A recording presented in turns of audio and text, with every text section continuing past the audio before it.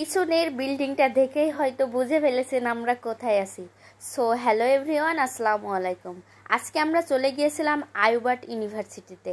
আমরা বাসা থেকে বের হয়ে মেট্রো স্টেশনে চলে এসেছি। এবার ট্রেনে করে আমরা উত্তর স্টেশন পর্যন্ত যাব। যথাসময়ে আমাদের ট্রেন চলে এসেছিল এবং আমরা ট্রেনে উঠেও পড়েছি। তাহিয়া অনেক খুশি, আপনারা দেখতেই পাচ্ছেন।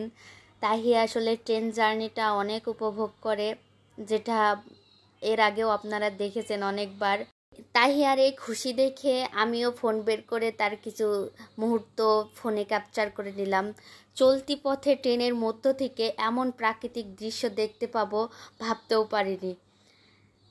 উত্তর স্টেশনে যেতে দিয়াবাড়ির উপর দিয়ে যেতে হয়। দিয়াবাড়ি ঢাকার একটি অন্যতম পর্যটন স্থান। আমার মনে হয় প্রতিটা নাটকেরই কিছু না কিছু অংশ এই দিয়াবাড়িতে শ্যুট করা হয়। আমরা যেটা দেখি যে খুবই নিরিবিলি পরিবেশ, নায়ক নায়িকা হাঁটছে বা নায়িকার মন খারাপ হয়েছে, নায়ক সান্ত্বনা দিচ্ছে, অনেক মুহূর্তই আছে এখানে যেগুলো আমরা ভাবি কোথায়, এটা আসলে দিয়াবাড়িতে। এত সুন্দর এর প্রাকৃতিক সৌন্দর্য। যাই হোক, দিয়াবাড়ির এই প্রাকৃতিক সৌন্দর্য উপভোগ করতে করতে আমরা চলে এসেছি উত্তর স্টেশনে। এবার স্টেশন থেকে নেমে আমরা একটা রিক্সা নেব, আর রিক্সায় যেতে যেতে আইবাট ইউনিভার্সিটির কিছু কথা শেয়ার করি।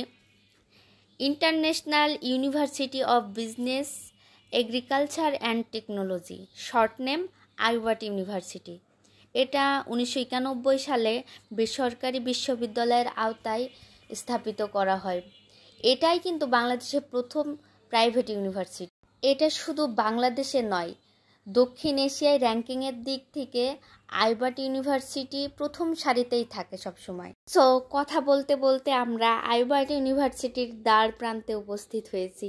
আইবাট ইউনিভার্সিটির প্রধান গেটটা দেখেই ভিতরে যাওয়ার ইচ্ছাটা আরও তীব্র হয়ে উঠল। আর হবেই না বা কেন বলুন তো, এই আইবাট ইউনিভার্সিটির এই গেটে প্লাস আশপাশে কত যে নাটকের শুটিং দেখেছি। চলুন আমরা ভিতরে ঢুকি আর দেখি ভিতরে কি কি আছে। প্রধান গেট দিয়ে ভিতরে যেতেই প্রথমে আমাদের চোখে পড়ল ভার্সিটির ভিতরে প্রবেশপথ এবং এই সুন্দর বসার জায়গাটি। আজ পর্যন্ত এগুলো আমি শুধু শুটিংয়েই দেখেছি, বিভিন্ন নাটক কিংবা সিনেমায়, আর নিজের চোখে দেখার সৌভাগ্য হলো। বেশ ভালো লাগছে। এর পাশ দিয়েই আমরা ইউনিভার্সিটির ভিতরের দিকে প্রবেশ করলাম। এই সরু পথ দিয়ে ভিতরে যেতেই প্রথমেই চোখে পড়ল একটি সুবিশাল মাঠ। এই মাঠের অনেক দৃশ্যই আমি নাটকে দেখেছি। বিশেষ করে ইউনিভার্সিটিতে যে সবাই গোল হয়ে বসিয়ে আড্ডা দিত বা পড়াশোনা করতো, এমন অনেক শুটিং, অনেক ভিডিও আমরা নাটকের ভিতরে দেখতে পারি। এটাই সেই মাঠ। আসলে স্বচক্ষে না দেখলে কেউ বুঝতে পারবে না মাঠের এত ছিমছাম, এত গোছালো, কোনো নোংরা নাই। সামনে আপনারা যে বিল্ডিংটা দেখতে পাচ্ছেন, এটা মেডিকেল সেকশনের জন্য আইবাট তৈরি করছে। আইবাট ইউনিভার্সিটি খুব শীঘ্রই অন্যান্য ইসের পাশাপাশি মেডিকেল সেকশনটাও চালু করবে। এর পাশেই রয়েছে ক্যান্টিন। আসলে এই ক্যাম্পাসে দেখলাম দুইটা ক্যান্টিন, একটা ওর পাশে আর একটা এই মাঠের এই সাইডে। তারপরে আমরা ভিতরের দিকে আরও গেলাম। এখানে একটা কবর এবং মসজিদ। এটা আমার অনেক ভালো লেগেছে যে একটা ইউনিভার্সিটির ভিতরে মসজিদ আছে। মসজিদের পাশ দিয়ে সামনের দিকে এগোতেই আমাদের চোখে পড়লো ঠিক মসজিদের কোনায় একটা সুবিশাল ফুটবল খেলার মাঠ এবং এই সাইডে বাস্কেটবল খেলার জায়গা।